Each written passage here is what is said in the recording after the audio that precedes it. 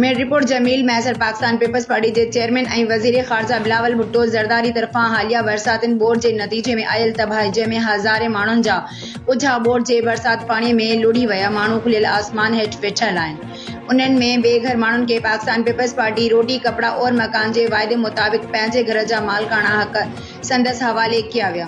अहिड़ी तकलीफ़ खैरपुर नाथन शाह में सिकंदर अली खुआरो शादी हाल में थियो। प्रोग्राम में पाकिस्तान पीपल्स पार्टी जिले दादू के सदर सरदार रफीक अहमद जमाली, सूबाई सलाहकार फयाज अली खान बुट, MP अब्दुल अजीज जुणेजो, MNA इरफान जफर लगारी, पाकिस्तान पीपल्स पार्टी जिले दादू के general secretary Sardar Ghulam Dastagir Gurar, DC Dadu Syed Murtaza Shah, Qambar Khan लगारी, इंफॉर्मेशन सेक्रेटरी ममताज अली जोखियो, कादिर चांडियो, सरदार बाबर एजाज खान सोहोल, अली अकबर खोसो, वकील रियाज डेरो, MD मुनीर लाशन ऐं ॿिया पाकिस्तान पीपल्स पार्टी जा अॻवान बोर्ड मुतासिरनि खे जगह जा मालिकाना हक़ूक़ ॾिना वेंदा।